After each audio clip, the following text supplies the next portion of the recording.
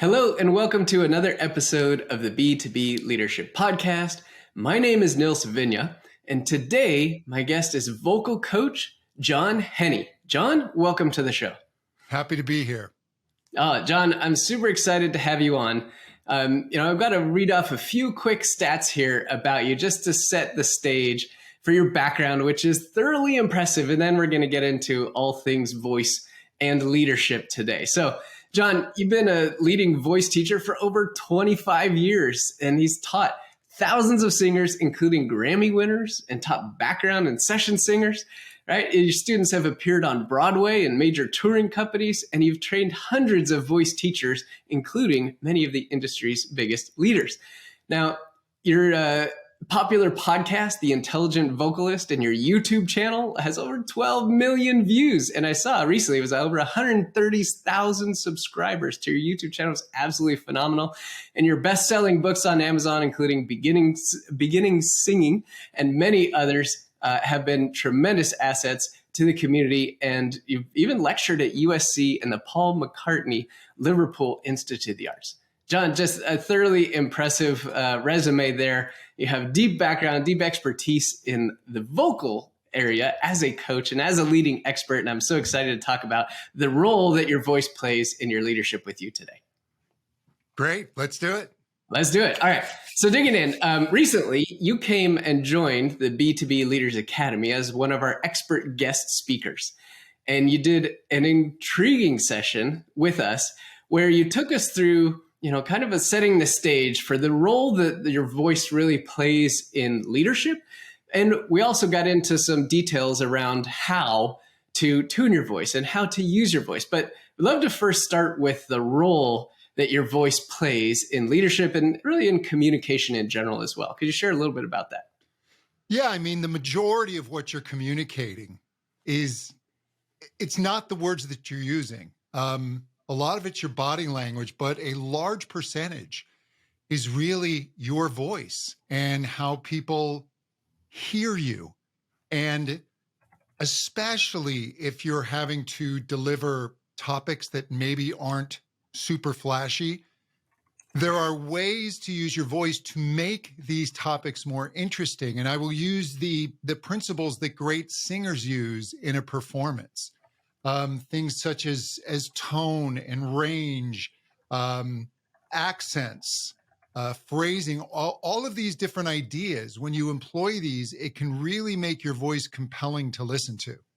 Okay, so let's dig in on that a little bit, because as leaders, everybody has had to deliver content around topics that are not flashy.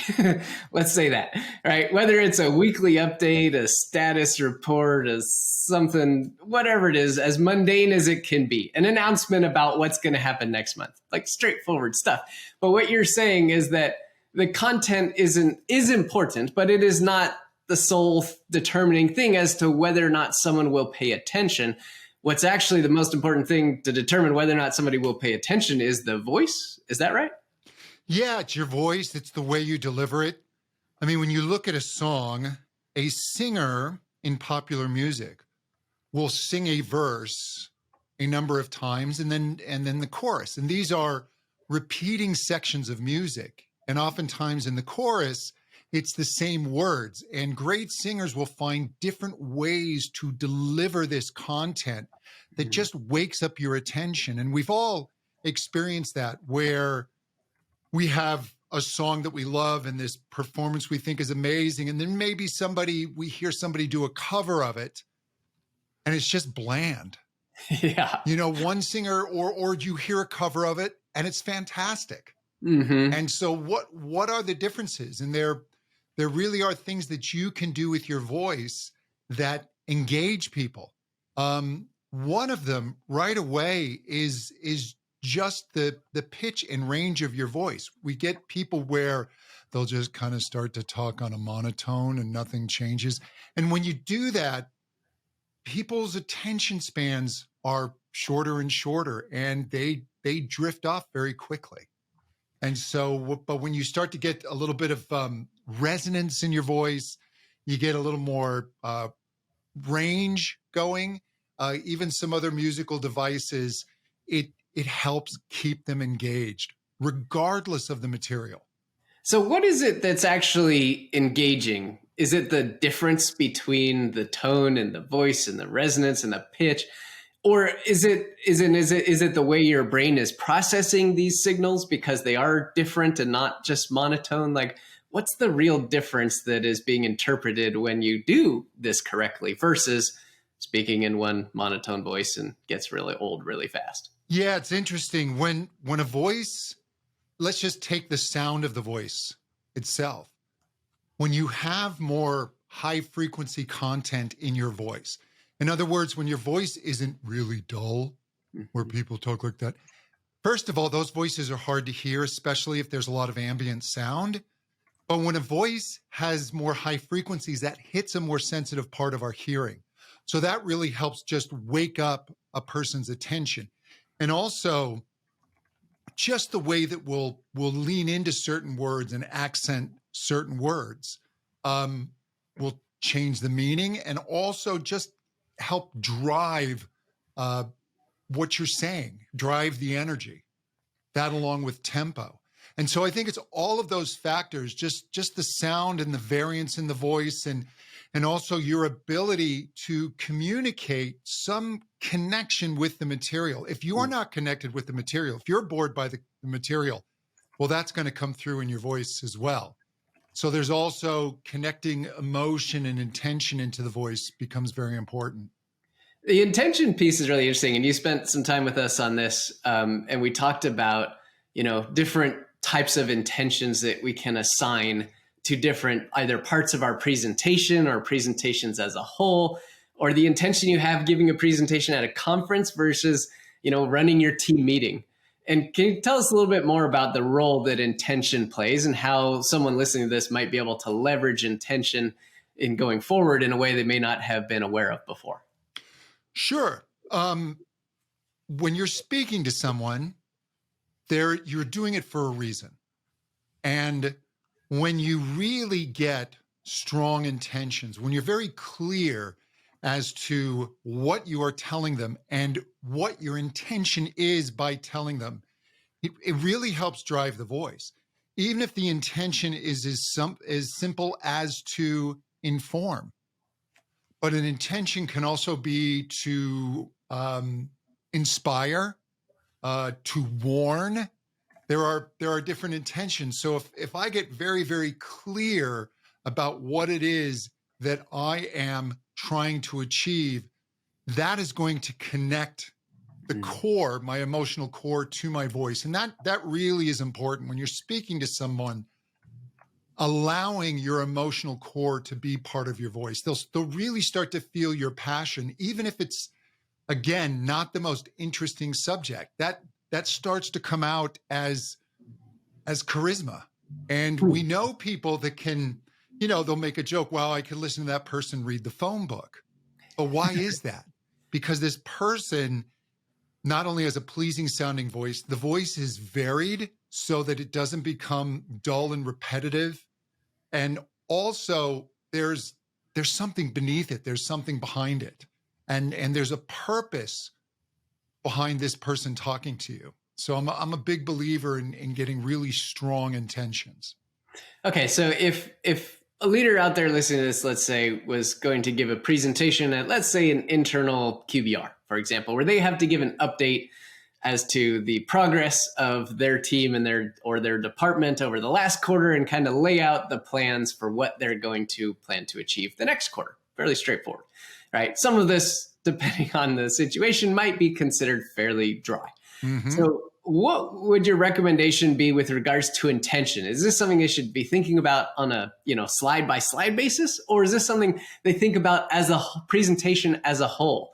As in, I want to leave my audience here at this place, or should we be down at the minute, very specific, detailed level? That's a great question, because even singers can take intentions and use one intention for the entire song. Yep. Or they can change intention line by line. It's quite fascinating. But you could, during different parts of this presentation, maybe one part is showing that, hey, we did really well here. Mm-hmm. So your intention is to inspire. So as you're talking, you're not going, okay, sales were up during this period. You would be like, hey, sales were up during this period.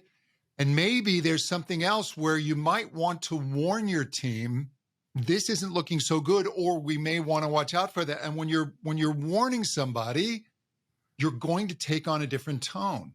It's like, okay, now look, I want you to look at this here, because this is something we want to watch out for. Everything's going to change. Yeah.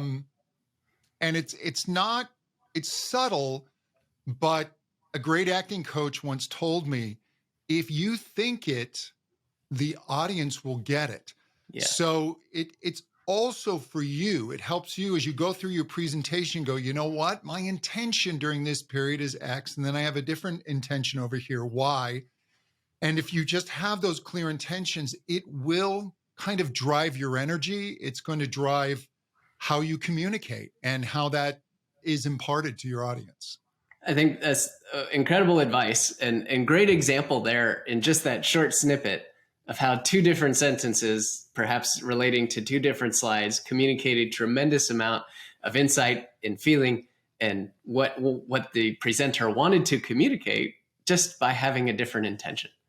All right, so I think the takeaway here for the audience listening is, number one, pay attention to intention. Right? Whether it's on the grand presentation level or whether it's on individual point by point or slide by slide level, there is intention behind there. And when you set that in your mind, then your body will deliver it. It is a fascinating thing. I, had experienced something similar in a presentation training I went through years ago, where they talked about the role of the subconscious when you set your intention.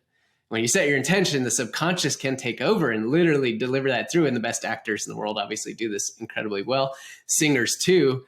There's no reason why the professional business and leader world can't do the same thing, right? Absolutely. Okay. And that's the thing. When a great singer or an actor's working on a scene or a singer's working on a song, they don't think, oh, I'm just going to be sad. Because there's no action in that. There's no drive. They'll actually think, I am going to plead. On this line, I'm going to rebuke, right? And what it does is it just provides emotional variety. Not that a business meeting is a dramatic scene. However, you've really got to, I think it gets clear for people if you put it in this context. Imagine you've been falsely accused of some terrible crime and you're standing trial. Your attorney gets up to deliver his or her opening statement, and they're just talking like this. You're sunk. Yeah. Yep. You really are. And so you want an attorney that not only is using their voice well, but also is connecting with that jury and using intentions and driving emotions and grabbing them. Mm. Yeah, that is such a powerful analogy, and just can kind of got the sense sitting there and hearing an attorney you paid probably a lot of money to open up with not very compelling remarks and thinking, wait, my life potentially is in the balance here. I need somebody with a much better command of their voice and of the delivery of this. Yeah. And, it's a bit extreme. It's not exactly the same thing that happens in our day-to-day world. But if you showed up from a leadership perspective and you never involved or thought about your voice at all, and you never paid attention, you delivered monotone for years, well, there's going to be some ramifications of that. It's unfortunate, but the ramifications are, would love to get your input on this, people won't pay attention. Even no matter how good your ideas are, they're just not going to pay attention, right? You'll probably get passed over for looking for new opportunities because people won't see the incredible genius that is behind the work that you do. So, curious for just your thoughts on that, on, ramifications of not paying attention to your voice or not including intention when you speak.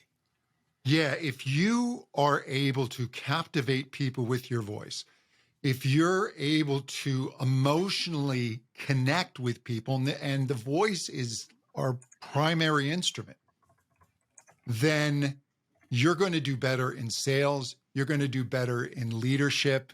I mean, and to the average person, they'll just think, oh, this person's just more charismatic.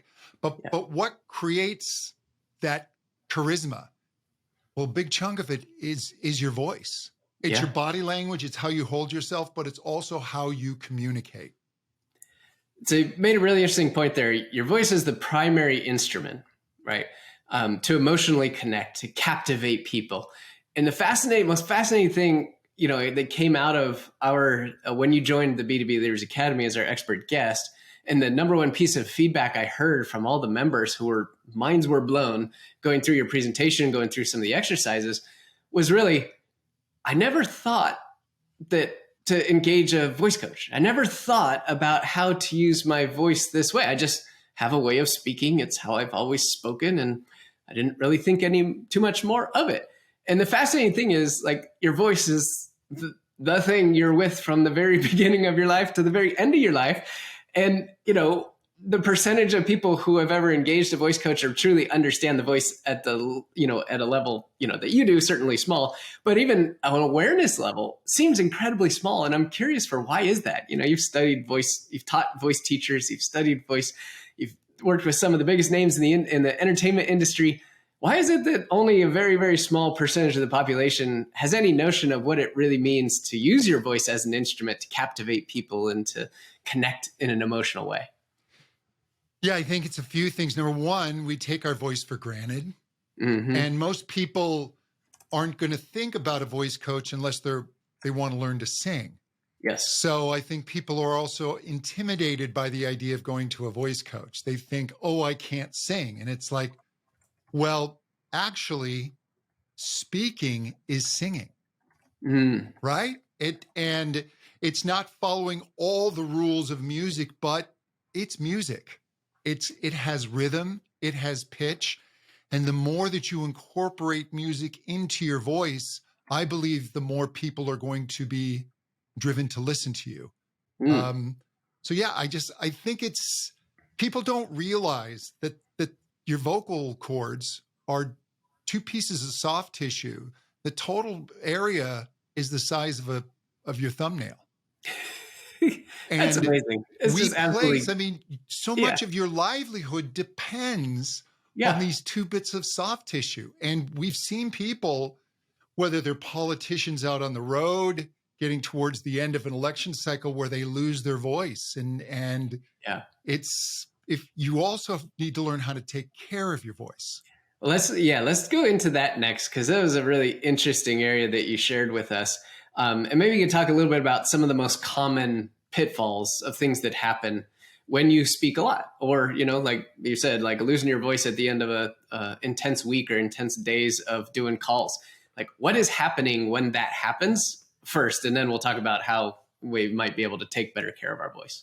Yeah. So what's happening is your vocal cords are opening and closing hundreds of times a second. It's quite fascinating. And female singers on their highest notes, it's over 1,000 times a second. And if you think, a hummingbird's wings beat 50 times a second. So we're going many times the speed of a hummingbird's wings.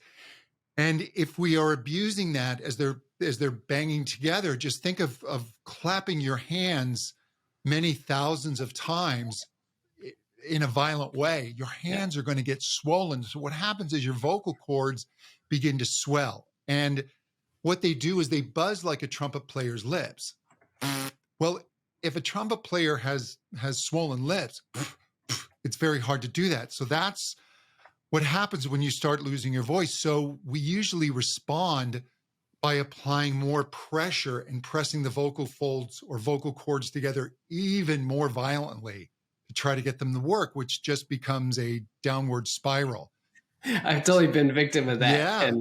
And it's like this tension in my stomach. Like, I would be trying to make my point, and then I'd feel it going, and then I'd clench my stomach even more, and the air was gone, and my vocal cords were trying to do all the work, but there was no air to push it out, as I've learned from working with you. And it hurts. It hurts bad. And then at the end of the day, it feels terrible to not be able to speak to the people who are important post all your day long meetings. Then you get off and you can't talk to the people who are in your house or in your apartment. And and then you wake up and do it all over the next day. Yeah. And I mean, look, there are simple things that you can do just to be aware.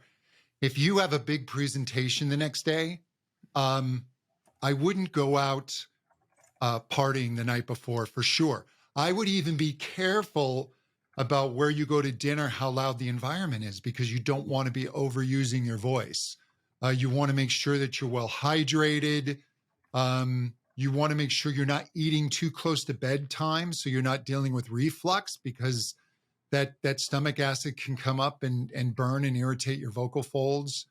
So you do want an awareness about vocal health, especially if you're in a situation. I know you just got off a trip where you had to do a lot of speaking, and you have to be very mindful about your voice, where you're speaking, how loud, and just having some guidelines. 100%. Yeah, that trip I was on, I delivered 2 back-to-back half-day workshops. For one was a organization with 75 plus people in the room, and the next day was about 15 people in the room. So totally different environments, but 2 different cities, 2 different days back to back. And after I finished the first one, I flew to the other city, and then I went to dinner with that group that night, and then I did the workshop with them the next day. So it was intense. Now, I did my best to drink as much water as I possibly could, stayed away from any alcohol at all. But I still was strained at the end of that. And it was just it's just such a powerful reminder that even though I was in the center of a lot of these things, like just how big a role that your voice plays in everything that you do. Even if you weren't given half-day workshops, you're still talking a good percentage of the day, whether it's to, family, friends, colleagues, bosses, giving presentations, having one-on-ones. Like, it's the thing that you can't not do. Like, nobody goes around not talking for an entire day, right? And when you're doing trips like that, on those days, your vocal folds, you're probably hitting 1 million times a day that your folds are opening and closing. It's That's a a lot. lot of voice use. So you also have to give yourself proper rest. And that, I know that's really hard on a trip, but as much as you can, a little bit of vocal rest, make sure you get as much sleep as possible. Well, and that's really interesting because sometimes, now that the world is coming back from, everything being remote and whatnot, and events are happening in person, like these couple I did last week and whatnot. The tendency when everybody gets back together is to celebrate. One, because we're back together, right? We can actually hang out and we want to have a drink with somebody, or we want to stay up and catch up because we haven't seen them in person in years. So, how does somebody balance that, right? Yes, I want to take care of my voice, but I also want to, take advantage of the fact that I have the opportunity to see other people in person again, which, again, until a few years ago, this wasn't really a big deal. But what advice would you have for somebody just to balance the two, right? So they could still have some fun, but not go overboard, and, still be well rested for the next day. I would say exactly that. Just think balance. Of course, if you haven't seen someone for a long time, you want to go out, you want to have a drink or two, that's fine. But if you've got some hugely important meeting the next day, or a series of meetings, or you have to lead some workshop, maybe just arrange your social calendar a bit. Yeah. So you're not running into that. And that's with singers on the road. The rest of the band can go out and be a little wild, but the singer has to go back and go to bed. That's a great point, right? Yeah. The lead singer is often not the person who ends up in the paparazzi pictures. Yeah, right? Shouldn't be. I mean, you can get away with it if you're really young. The voice heals quicker, but as you get a little older, you've got to watch it. Well, okay. So what role does age play in your voice? Because I'm sure things mature and the vocal cords adapt and evolve over time, post-puberty and everything. But as you get older, what happens to your voice naturally? Yeah, so what's going to happen is things are going to be less limber. So the vocal folds don't want to stretch as much. There's quite a lot, especially with female voices, and getting older in menopause, the vocal folds will get thicker, so the pitch will drop.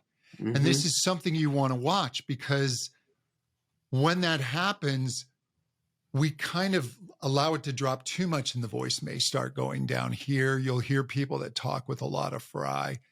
And what that does when your speaking pitch is really low and you're also falling into that fry, there's not as much energy in the voice. So you're going to find yourself pushing more in order to be heard.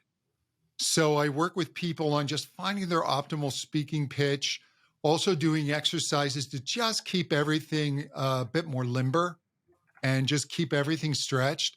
You can keep your voice sounding youthful. You know, the voice ages slower than the rest of the body. You know, you can keep this vitality in the voice, but you do want to work at it a bit. You don't want to take it for granted.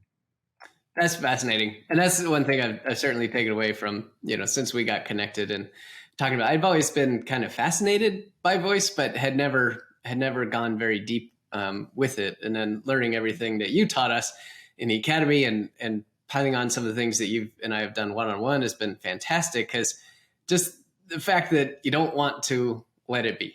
Right. It is a muscle, for lack of a better term. I know it's tissue, but ultimately it is something that needs to be exercised. Right. And to keep in good health. Yeah, it's muscle. It's actually, your vocal cords are ligament surrounded by muscle, surrounded by mucosal tissue. Okay. And so you want to keep the muscle and the ligament, all of this pliant. You want to keep the muscles around, because when you start to strain, you can also start to lock up the muscles around the voice as well. And so we just want to avoid that, because at worst case scenario, people can develop nodules, which are calluses on the vocal folds. So now they go to close. I'm sorry, I use vocal cord and vocal fold interchangeably. But when they go to close, they now have an obstruction, these calluses, these growths. So people's voices will get really kind of raspy or breathy. People can actually fall into what's called dysphonia, where when they use too much tension on the voice can begin to spasm. And it's devastating. I mean, these people really, it's really sad, because their ability to communicate is really hampered, and there's internal pain and embarrassment in trying to speak. Okay, fascinating. And just the fact that can happen, right, as a possibility is kind of mind blowing. I hope it does not happen to anybody out there listening, but it's a possibility. I mean, and we think about taking care of our health. This, from a leadership perspective, one of the most important things, and one of the first areas I focus on with everybody I've ever worked with is, right, you have got to have really strong leadership psychology. And what that means is having everything that you control 100% in terms of your thoughts and your feelings, your actions, your routines, your diet, your exercise, all the things that give you tremendous energy have to be dialed in, right, in order to feel incredibly good, so you can show up at the highest level for your team, your company, your customers, et cetera. Right. And now I'm going to be incorporating the voice into that piece as well. Right. It has a natural fitting place, which I had not admittedly paid enough attention to over time and suffered from some of those challenges, but now have a whole new set of tools and kind of appreciation thanks to you and the insights that you brought to me and everybody in the academy. So thank you for that. Thank you. All right. So you've done work with, various organizations like the U.S. Navy. Would you share just a little bit of what it looks like for you to work with an organization, whether it's a leadership team or a whole group of people? Are you doing workshops? Are you doing on-site events? Are these remote things? What does it look like for you to get involved with a company or an organization? Yeah, I mean, I work with people one-on-one, but also within groups and organizations. And it's really just kind of going through different concepts of how to use your voice, and then starting to run some exercises, allowing people to feel what resonance is like and beginning to access that and finding their optimal speaking pitch, and then getting people up and having them speak a little bit and then work on their voice, and they can get feedback from everyone.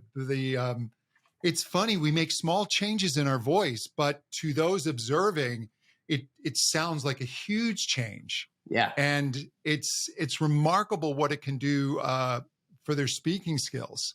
And I've even had people leave the workshops, and when they go home, their families remark like, "Wow, your voice sounds great. You sound like you have so much energy. You sound happier. You sound more engaged." And it's fascinating the connection that we have with the voice. I mean, it's the first thing we hear in our mother's womb. We can hear her voice, and that's, as social animals, as social beings, the voice is so vitally important. Yeah. And when you listen to great leaders or people that are considered really charismatic, listen to their speaking voices. Listen to what they do when they deliver this content, and you'll see what a powerful component that is. I think, and that's a really good point, is that you mentioned that word a few times, charismatic. And I think, we've all certainly heard people speak who we would assign the label of charismatic to. And we might encompass that definition to mean a lot of things about the person. But if you really dissect it and really pull it apart, and if you're just listening to a speech from somebody and you would put the label of charismatic on them, there's a significant percentage of that label that is attributed directly to their voice.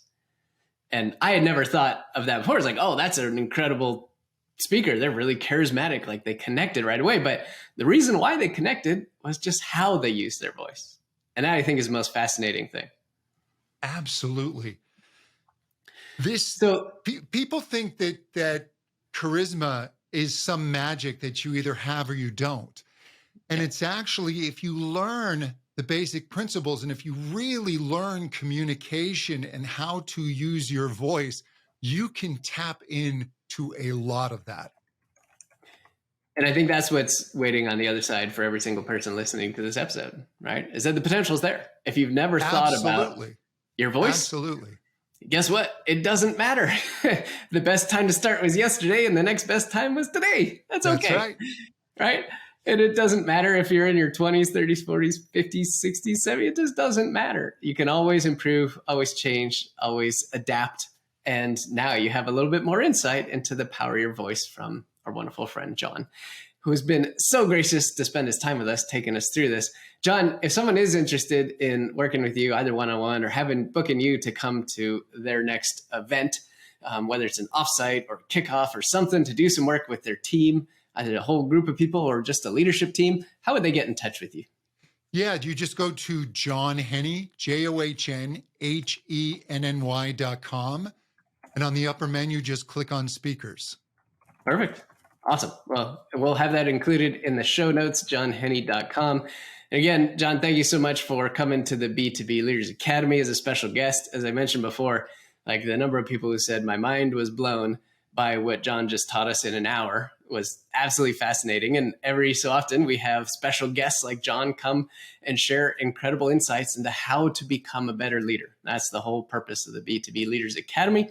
We attack it from all different kinds of angles, one of the most important being your voice.